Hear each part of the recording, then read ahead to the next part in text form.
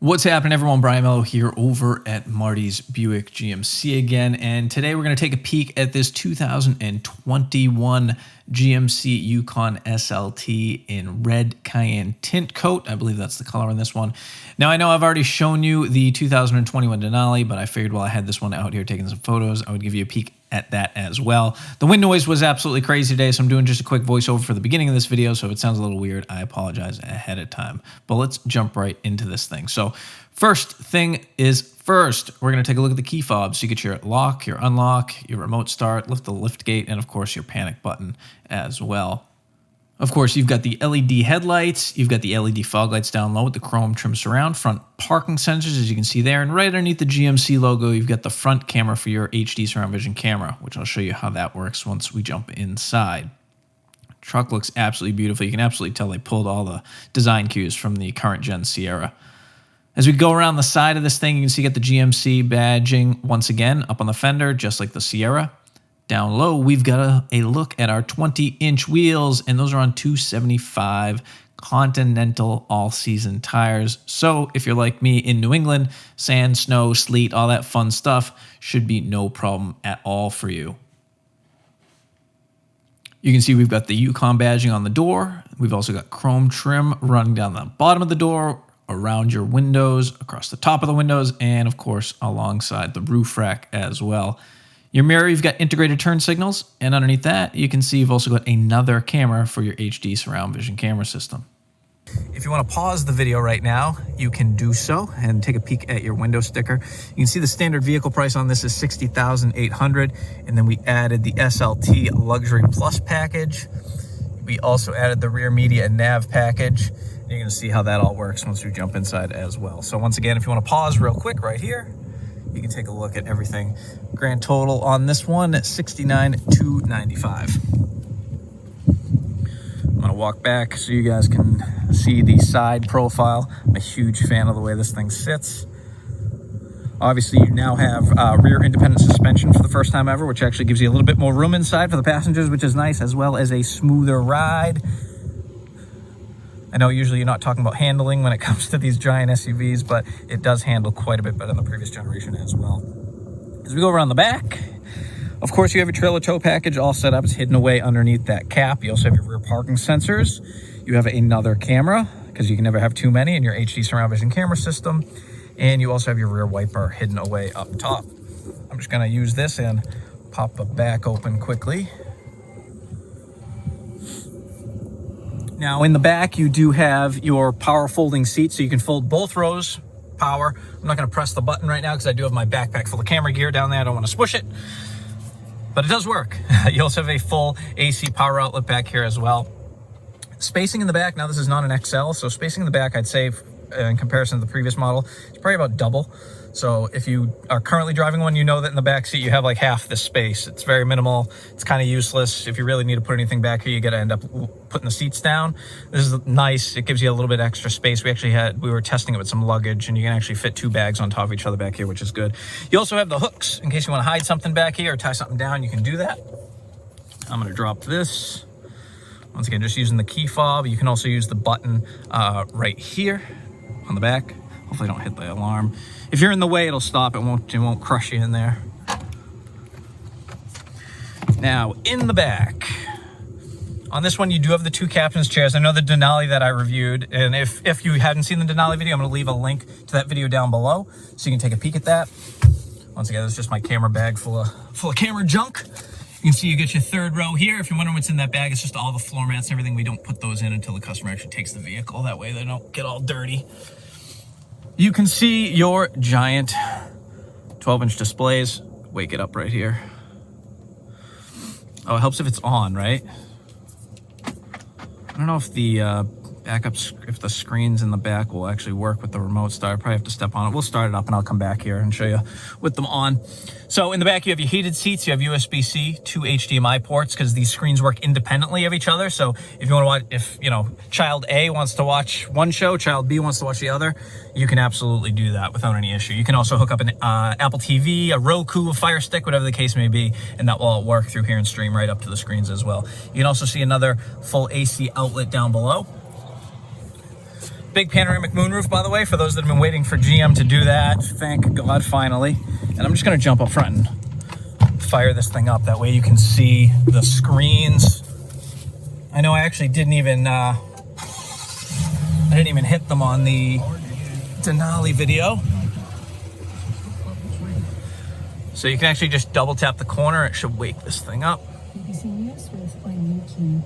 BBC investigations found the Russian oligarch Roman Abramovich controls companies that have donated Maybe I'm lying. $1 million to an Israeli secular organization that operates in occupied East Jerusalem. The group, Elad, runs archaeological sites, but also... There it is. I was tapping too low. Okay. Haven't lost my mind. So you want to tap, make sure you're hitting the screen. I was actually hitting just below the screen, and that turns the screen on. You can see your different options there. One of the things that's pretty cool back here, and let me turn the radio down, huh? We don't need to hear the news. All right. One of the cool things back here is you can actually, if someone's in the back and they want to go to the navigation, let's say you're driving, you have your passenger in the back, they can actually look something up. We'll just say, look for food, all food, and we want to go, let's go somewhere a little, go to Kingston House of Pizza. And if I hit send, that will actually send the request. Of course, I have to turn that off up there and hit OK. Let's do that. Let's climb up there. All right. Continue. Let's do that again so you guys can see. So I've looked back here. I hit send. I hit it request, and you can see actually the request pops up right up front.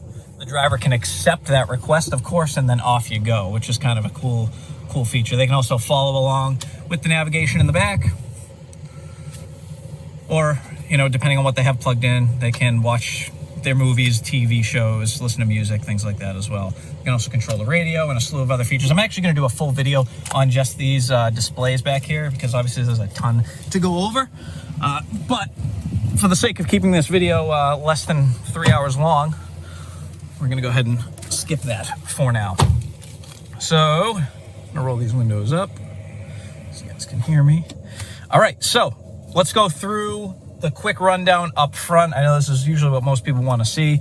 So at the end of this, if you have any questions, concerns, comments, want to know more or less, whatever the case may be, feel free to drop a comment down below and I'll try to answer any questions or any information that I leave out, because I'm known to do that sometimes. So over on the left side, you've got your memory seats, your power windows, power door locks, power mirror controls, of course. You have your electronic parking brake, lane departure warning, traction control on or off, parking sensors on or off, your auto stop feature on or off, which I'm a huge fan of having this button. If anyone doesn't like when you come to the red light, you know, and the vehicle automatically stops, you can actually disable that by just tapping that button. This turns your power outlets on or off, four-wheel drive controls, headlight controls, gauge cluster brightness here, and then your trailer brake controller as well. Up on the steering wheel, you've got your forward collision alert, you've got your heated steering wheel, cruise control settings over here on the left, and on the right, you've got your hands-free commands, and your audio volume is on the back of the steering wheel. And then this guy right here, you can see we'll go through kind of like the different diagnostics and information. See if we can get that to focus in. There we go. You can see we've got our average miles per gallon. We haven't really gone anywhere, so it's going to be a little bit off. And you can see you can use your music, your navigation, or your phone. So tons of cool little features there. Personally, I like leaving it on the navigation. This one doesn't have the heads-up display, so I like being able to look at the nav here as opposed to having to look over the screen. But that is just me. So speaking of which, you've got a 10.2, 10.1, one of those, 10.2, I believe, inch full-color HD display. Of course, this is your same GMC IntelliLink that everyone's come accustomed to looking at. AM, FM, XM, satellite radio, Apple CarPlay, Android Auto, 4G LTE, Wi-Fi.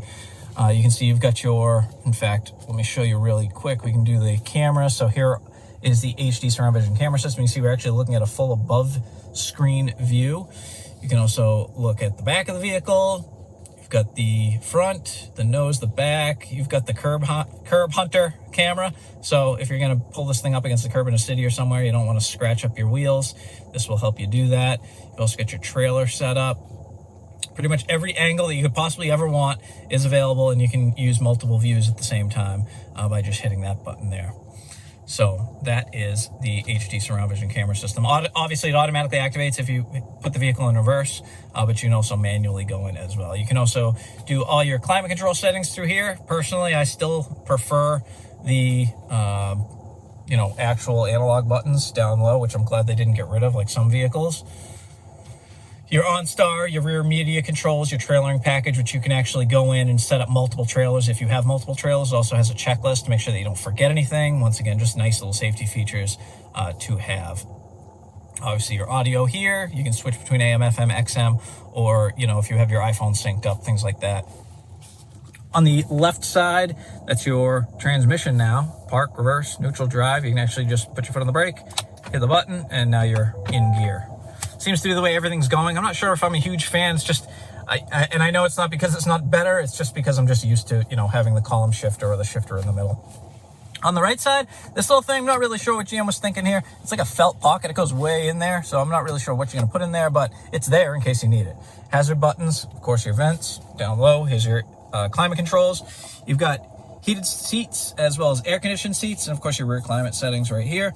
USB-C, USB port, power outlet, and right here you have your wireless charging dock. So, Apple CarPlay is actually wireless now. You can set your phone down here. You don't need a plug, and it will mirror your phone's display right up onto the IntelliLink system, which is a really nice feature to have. I'm glad they finally did that. You've got your 2 cup holders here. Big old console.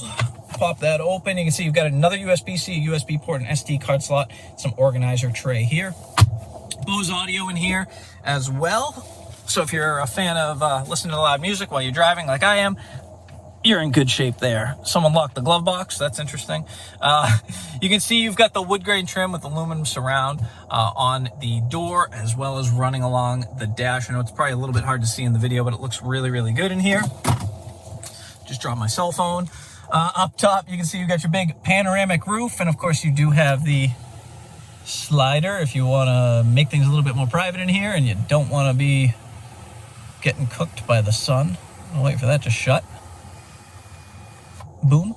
Programmable garage door openers. You can actually fold the seats in the back from up here. You've got LED interior lighting. Your OnStar buttons have been moved from the mirror to up top, a little bit out of the way, streamlines the look a little bit. And that, my friends, is kind of just the very, very quick rundown. I know we're probably over the 10-minute mark here. I never end up making these as short as I want to. But that is the quick rundown of this 2021 GMC Yukon SLT. As always, I thank everybody for watching. Please like, subscribe, keep me employed. They're kind of like my job. And we'll see you soon. Don't forget, leave a comment down below. Let me know what you think. I'm out. Off to the next one. Take care.